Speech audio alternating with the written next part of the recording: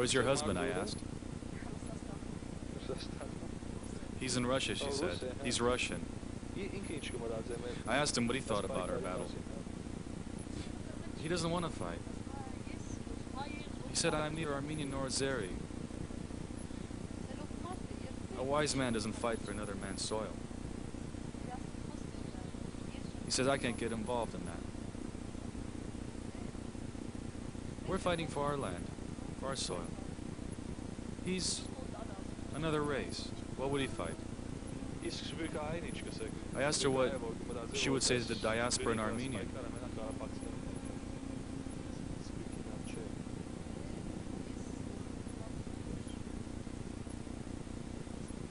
Well, I think, she says, the diasporan shouldn't want another exile to take place. And this time it would be Artsakh that's exiled. Last time it was Armenia, in 1915, from Van, from Mush, from Erzurum. But Artsakh, if it was exiled, where would it go? Artsakh has to remain Artsakh. Hovik Da, or Uncle Hovik, is also 57. He and Ashod were part of the original Եղնիկ garrison here. Hovik is married and has a family. His 18-year-old son was killed when Shaumian fell. He vowed to return.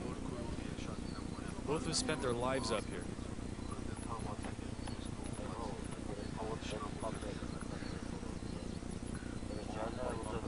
Dikran, on the other hand, is from Abaran in Armenia.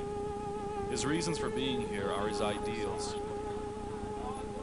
His grandfather was a well-known Fedai called Hagar the Elder. We have to persevere, he says. This is our struggle. The Russian isn't going to do the fighting for us. If any other race fights for us, it defeats our ideal. We can't have runaways or mercenaries here.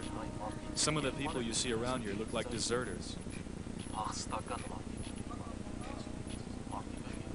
It's a real hurt when I realize most of our nation doesn't know what we're going through.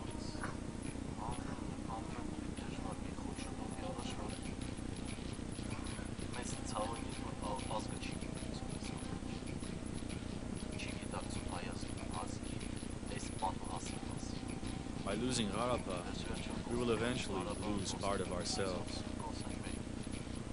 Our fate as a nation will be sealed. Will be lost.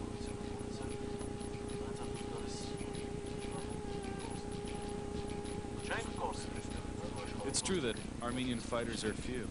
We're few. Ashod accurately said, some are wounded, some are dead.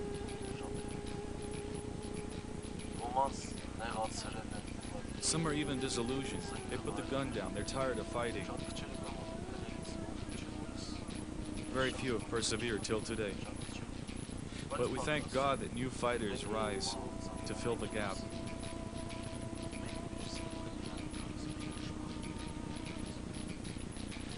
When I first lifted up a gun, I'd only seen a Kalashnikov. Everything I learned, I just learned by doing.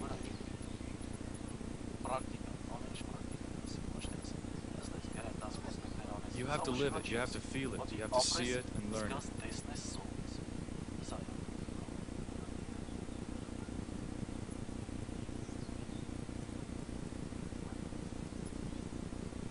There are two kinds of people here on Göktapa, those who hate being here and those who hate being here.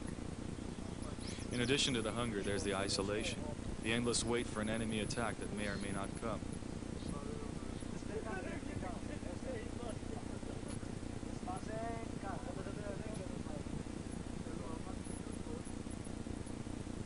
He's asking us if we have any plates to eat on. I told him we didn't come here to eat. So why would we need plates? And what are these? Aren't these plates?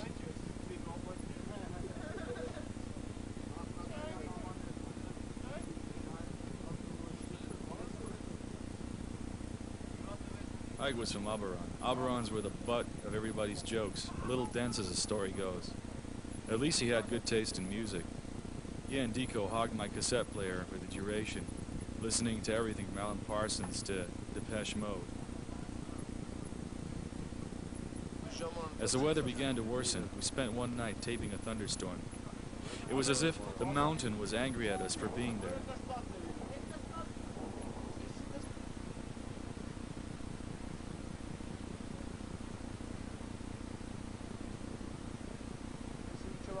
But life on the whole picked up whenever the weather allowed it.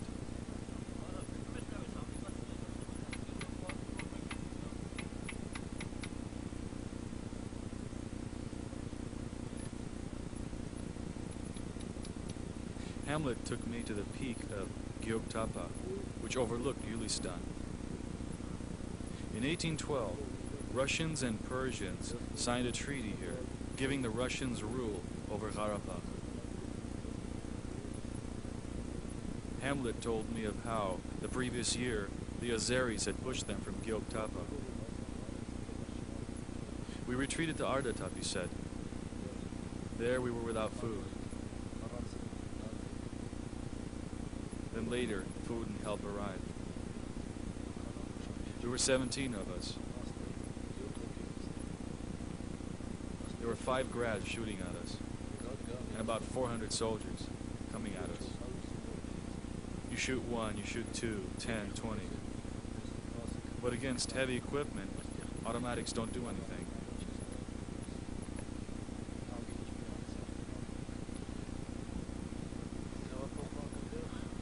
One month ago, when the spring came, we retook this territory.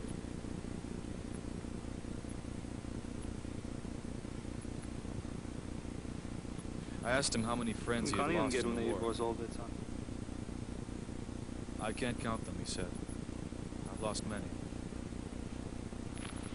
Which one could you talk about?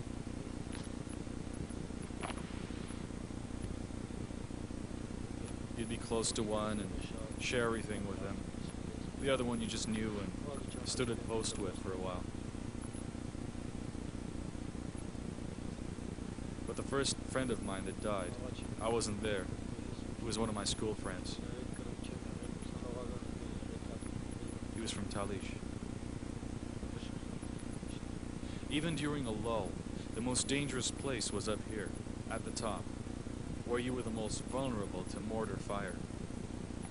Communication was maintained through the use of Alanco radios.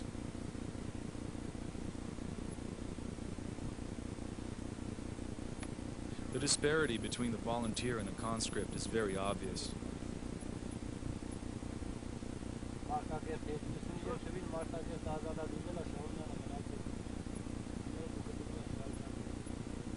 The conscript in this case is not even aware of where his hometown fell to Azerbaijan, since he had fled long before that. He's not even aware of exactly where he is. These men long for the end of their tour of duty and nothing else. To them, anything's better than freezing on a rock.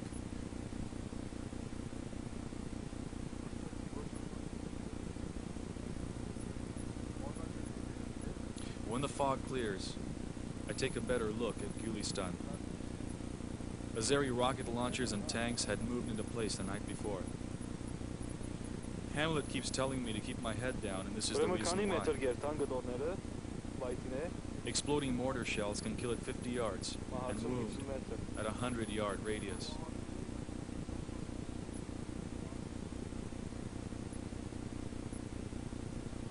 A week later, Shah has already become a connoisseur of fine grass. I think they have these in America, he says. We'll eat these there. Where's the pizza, I asked. Got lost, he said. Domino's is going to go bankrupt because of us.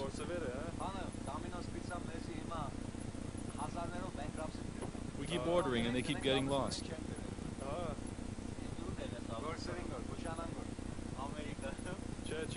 Maybe they got lost at the airport, I add. Grass in our tea, grass in our food, grass for a home. Everything's grass, grass.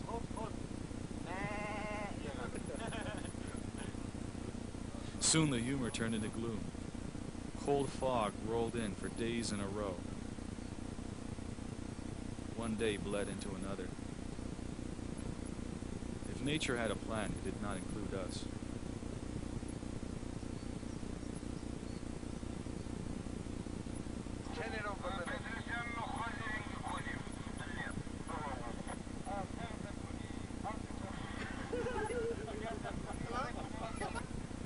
The only entertainment both sides had during this extended ceasefire were the radios. They'd call us and cuss us out, and we returned the favor. It was a contest to see who could come up with the best one. There must have been Azeris there from all over.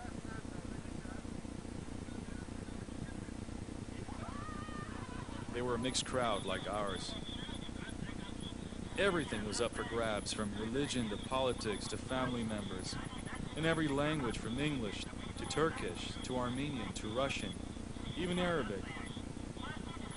Once, one guy called and spoke to us in perfect Armenian.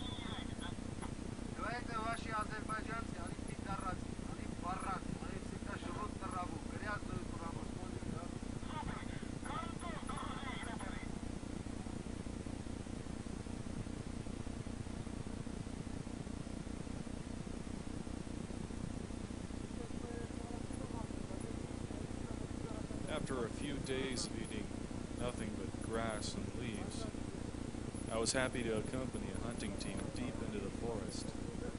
We were lucky enough to shoot a deer.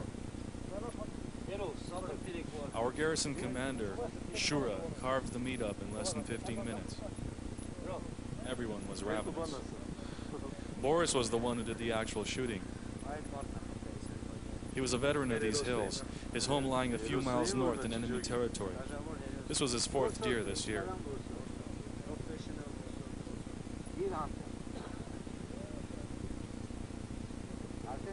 Shai told him that if he was in the U.S., Boris would get fined and thrown in jail for exceeding his quota.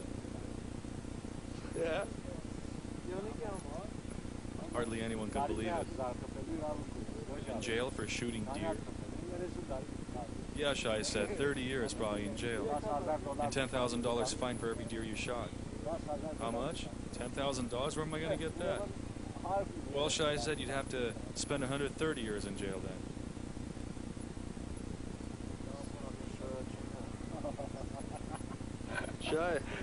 Shai, he's caught and killed his fourth deer. What's he going to do now? He's going to go to Disneyland.